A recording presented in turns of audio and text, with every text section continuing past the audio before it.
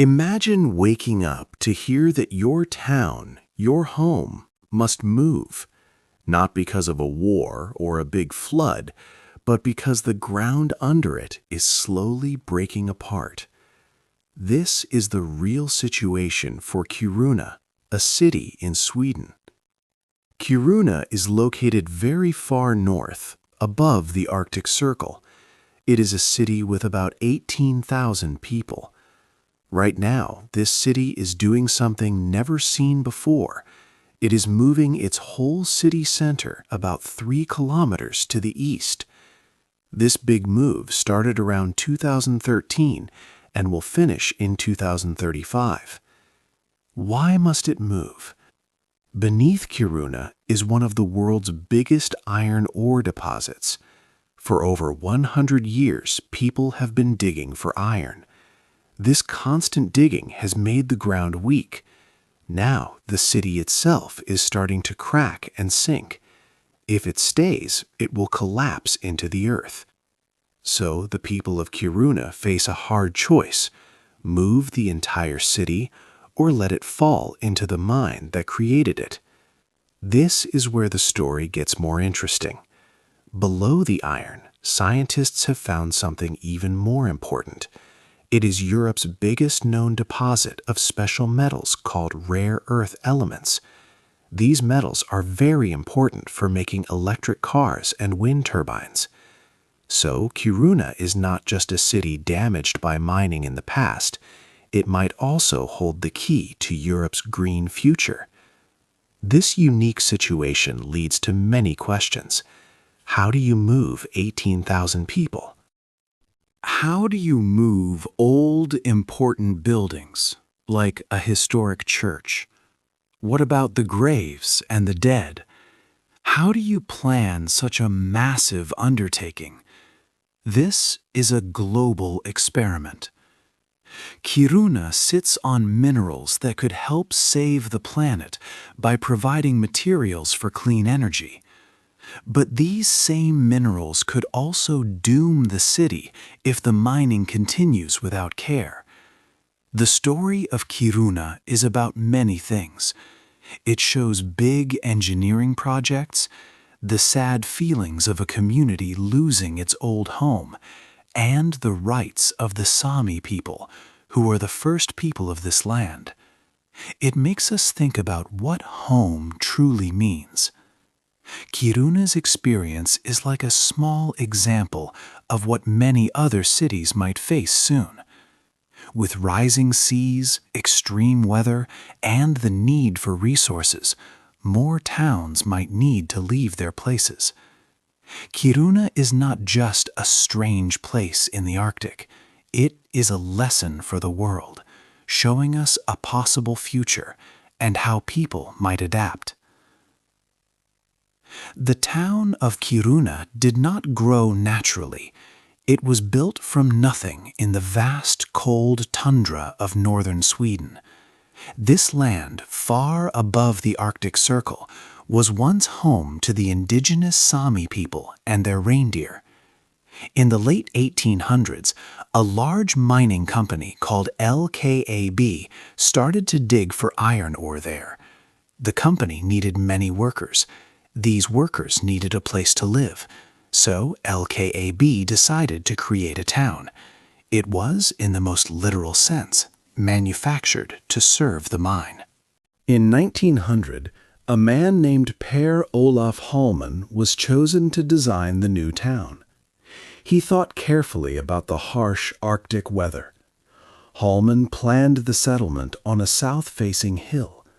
This helped to get much sunlight from the pale Arctic sun. He also made the streets curved. These curved streets followed the natural shape of the land. This design helped to block strong, cold winds. In such a freezing place, even a little warmth and less wind made a big difference. It turned a hard place into one where people could truly survive and be comfortable. Over the years, Kiruna grew into a proper city. The mine provided almost 90% of all the iron ore in Europe, making it very important for the entire continent. A beautiful church was built in 1912, made of red wood. Its design looked like a Sami hut.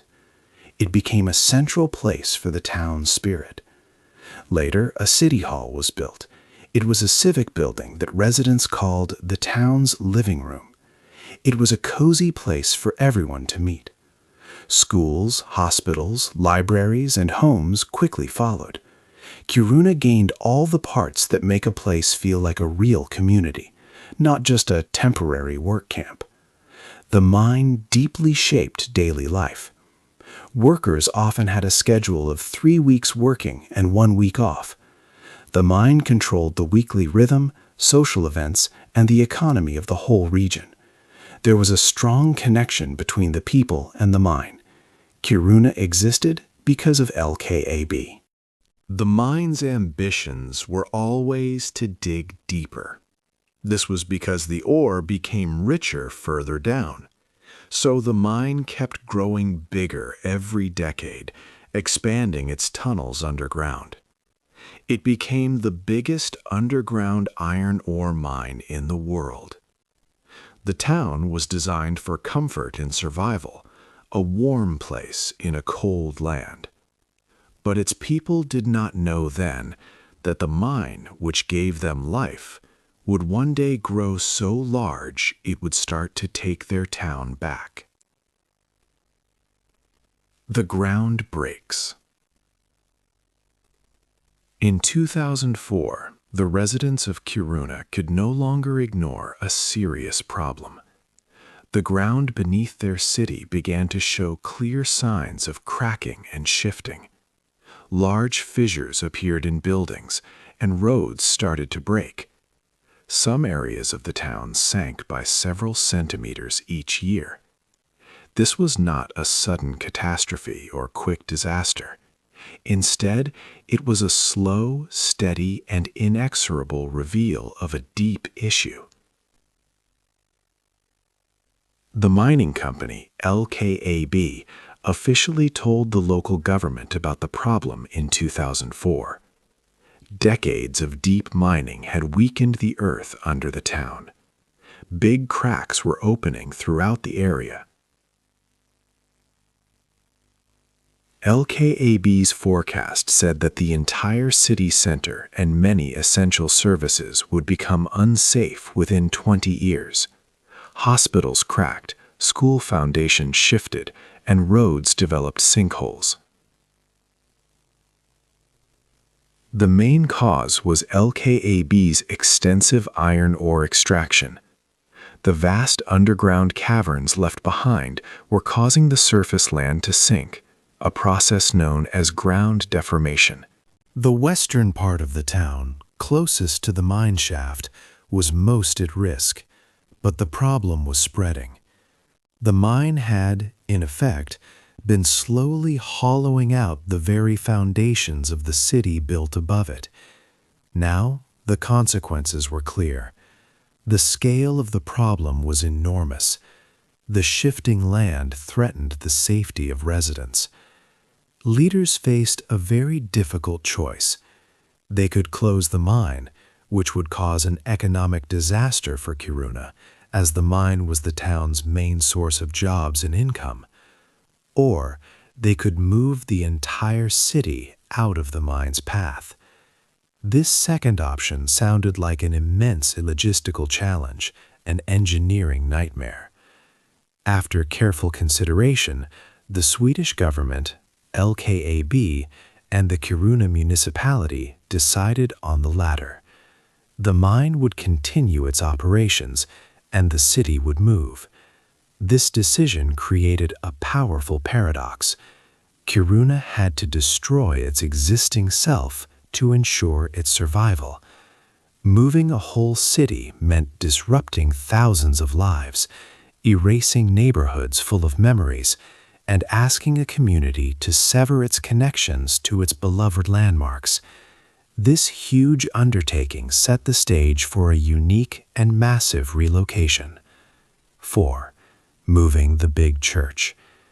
The move of Kiruna was a big and exciting project. One of the most amazing parts was moving the large Kiruna church. This church was built in 1912.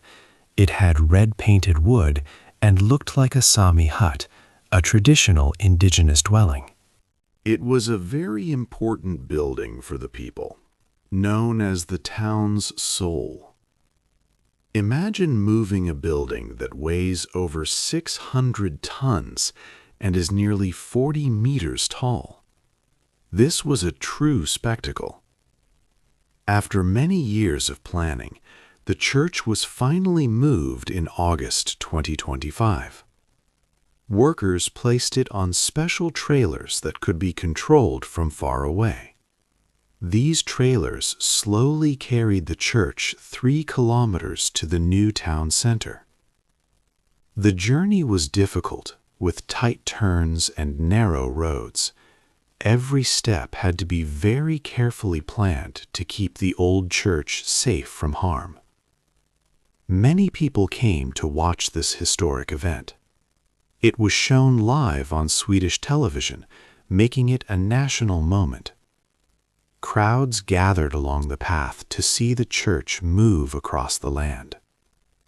When it arrived at its new home, music played and people cheered loudly. Bells rang and officials declared the move a big success. Even the Swedish king Karl XVI Gustaf visited the site to celebrate this achievement. This single relocation of the church alone cost about $52 million. For the people of Kiruna, saving this beloved landmark felt like a good price to pay. Other parts of the city also changed greatly. The old town hall, which many residents affectionately called the city's living room, was too difficult and expensive to move whole. So it was carefully taken down. But its special bell tower, a familiar sight for generations, was saved. This tower was then moved to stand proudly next to the new town hall, connecting the past with the future. This new building looks very modern. It has sharp, clear shapes like a crystalline structure. Its design was inspired by the mineral formations of iron ore found in the ground, showing the deep link between the city and the mine that created it. The new town hall's interesting geometry was meant to connect with the city's mining history. Moving an entire city is a massive and very expensive task. So far, the mining company LKAB has spent about $1.8 billion on the relocations since 2006. This huge project shows great ambition and amazing technical skills. It is a mix of looking to the future with modern plans and using strong mechanical force to move heavy things. The people of Kiruna are seeing their city move, piece by piece, as they build a new future on new ground. 5. Losing the old home. The physical act of moving Kiruna deeply affected the people who lived there. It caused a strong sadness and worry among residents, a feeling like losing a fundamental part of their world. Their familiar environment was changing so much that it no longer felt like home. For many, this distress was like losing a part of their own identity. The familiar sights, the everyday sounds, and the small habits linked to their old neighborhood, all these were slowly being dismantled, leaving an empty feeling where a vibrant community once stood. Many residents also felt that the process was not truly democratic. Although officials held many meetings and conducted surveys to ask for people's thoughts, some felt these efforts were just for show. They believed that the big decisions, especially about continuing the mining operations that caused the move, had already been made by the mining company LKAB and the Swedish government. One resident shared that it felt like they were used as alibis to make the process appear democratic, but ordinary people had a very, very small window to make a real influence. This created a feeling of powerlessness, adding to their sense of loss. A particularly sensitive and unsettling task involved moving the dead. The historic Kiruna church, a smaller chapel with a columbarium, a place for urns, and a memorial grove were all scheduled for relocation. This meant that over 5,000 deceased individuals had their graves moved. This was noted as the largest relocation of human remains in Swedish history. For the living community, this act was a profound disruption to their relationship with their past and their ancestors. It made people think about what truly connects them to their homeland. When iconic buildings like the beloved Old Town Hall were demolished because they were too costly to move, it was more than just removing physical structures. It meant tearing down places where generations of memories were created. The town hall, which residents fondly called the city's living room, was a central gathering spot. Seeing pieces of this building later put on display in a museum in Stockholm felt strange to many. It was as if their collective history was being turned into artifacts removed from the everyday life they once anchored. The entire process raised a critical question. What happens to the heart and soul of a community when its landmarks, meeting places, and shared memories are erased or moved? This feeling of melancholy spread among the residents. They faced the challenge of adapting to a new city, hoping it would eventually feel like home, even with the deep sadness for what was forever left behind. The transformation affected not only the physical environment, but also the emotional landscape of Kiruna's people. Chapter 6, The Reindeer and the Money. Chapter 6 of Kiruna's story looks at two important things: the Sami people and valuable metals found deep underground. These elements bring both new opportunities and new problems. Before Kiruna, the town was built, the vast cold land belonged to the Sami. They are the indigenous people of Sapmi, a large area across northern Europe. For thousands of years, their culture has been deeply connected to reindeer herding. Reindeer need wide spaces to move and find food, following ancient migration routes. This way of life is central to their identity, language, and traditions. The iron mine grew bigger over time. Its growing size cut directly through these old reindeer paths. New roads and railways, built for the mining industry, made it harder for the reindeer to travel safely. This directly threatened the Sami's traditional way of life. The mine's work also damaged lakes, so the Sami could no longer fish there. These changes hurt their ability to keep their culture and language alive. Lars Marcus Kuhuminen, a Gabna Sami leader, shared his great-grandfather's old prediction that the mine is going to eat up our way of life, our reindeer herding. Today, looking at the changed land, his words seem true. This situation created a difficult conflict. The Swedish government is a major owner of LKAB, the mining company. This means the same government meant to protect Sami rights also profits from the mining that harms them.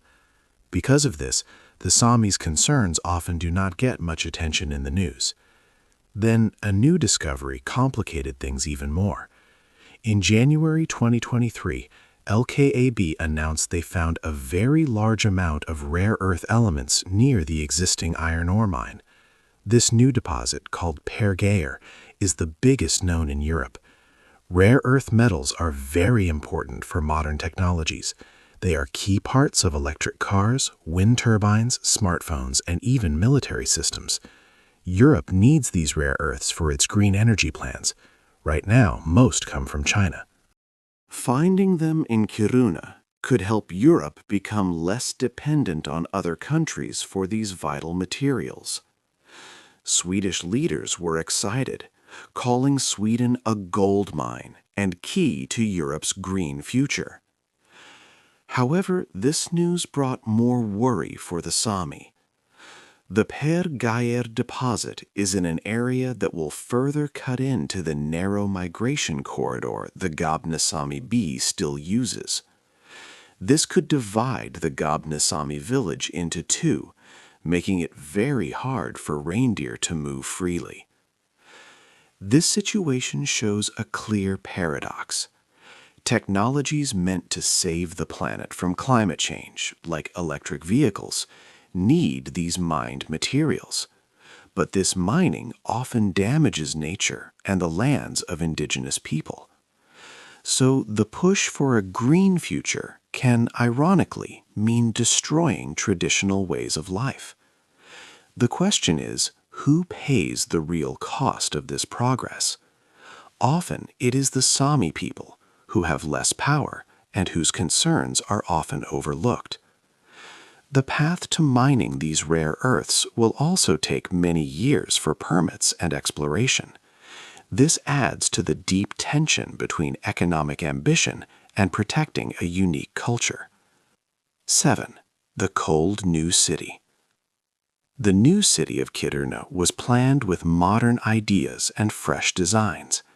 Many new buildings, homes, and public spaces are now complete. These new structures look shiny and advanced, marking a big change from the older parts of the city. However, residents have found an unexpected problem with their new home. Despite all the advanced technology and careful planning, the new Kiruna is proving to be much colder and windier than the old city center it replaces. Studies from a university showed that in winter, temperatures in the new city can be as much as 10 degrees Celsius lower than in the old Kiruna. This is a significant difference and a major issue for a place located so far north, above the Arctic Circle. The main reason for this colder climate lies in the city's design choices. The original Kiruna, designed by Per Olaf Hallman in 1900, was carefully placed on a south-facing hill. This clever plan allowed the town to catch as much low Arctic sunlight as possible, helping to keep it warmer. Hallman also designed the streets with gentle curves to break the strong, biting winds. He truly understood the local climate and built the city to be a warm, protected living room in a frozen land. In contrast, the architects of the new Kiruna did not fully use this local knowledge. They built tall, modern buildings that cast long shadows, blocking the sun for many hours of the day. The new main square, intended to be a central meeting place, often feels like a wind tunnel to residents.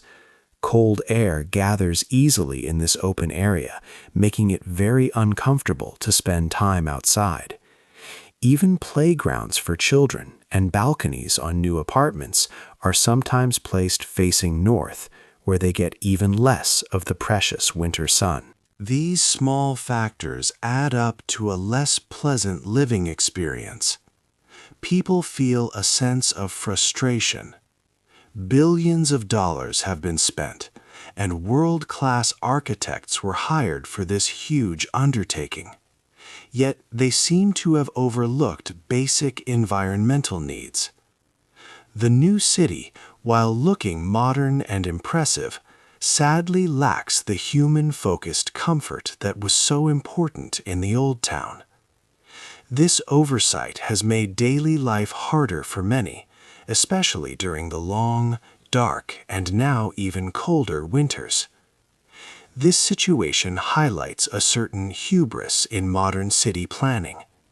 It shows that sometimes old wisdom is better than new designs, if that wisdom comes from deep knowledge of the local environment. Moving an entire city is already a massive challenge, But if the new place is less comfortable than the old one, it makes the emotional cost of moving even higher. Residents mourn not only their old homes, but also the loss of a city truly built for Arctic survival. The new Kiruna stands as a shiny, expensive example of how modern ambition can sometimes forget the very people it aims to serve, failing to optimize for fundamental human needs in a harsh climate. This leads to a new city that, despite its cost, feels less like home. 8. A lesson for the world. Kiruna's story is more than just one town's struggle. It serves as an important preview for cities all over the world. Many places will soon face similar big challenges. Climate change brings rising sea levels and more extreme weather.